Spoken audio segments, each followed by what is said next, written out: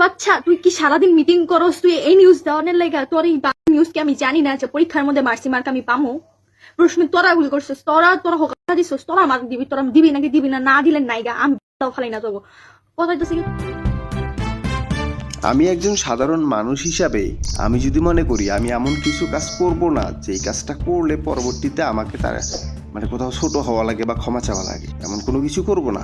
আরে বেটা, তুই তো শিক্ষামন্ত্রী, তোর এতটুকু জ্ঞান কি ছিল না যে আমি এমন কিছু করব না, ক্ষমতা পায়া ক্ষমতার অপব্যবহার করব না যে পরবর্তীতে আমাকে আবার শিক্ষার্থীদের কাছ থেকে মানে ক্ষমা চাওয়া লাগে? ক্ষমতা পায়াই ক্ষমতার অপব্যবহার শুরু করে দিছো। কি তুমি হেডার শিক্ষামন্ত্রী, তোমার 4 মাসের মধ্যেই তোমার পদত্যাগের ডাক আসে।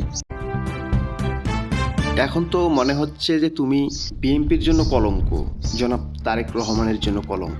কারণ তোমার ভুলে এখন আন্দোলন চলতেছে, সরকারকেও পদত্যাগ করা লাগে। আর আমি এটা বিশ্বাস করি, ছাত্র দলের প্রিয় ভাইরা, আপনারা ছাত্রলীগের মতো ভুল করবেন না। কেননা আপনারা নিজের চোখে দেখেছেন ছাত্রলীগ ছাত্রদের ওপর আঙ্গুল তুলে কি ভুলটাই করেছিল।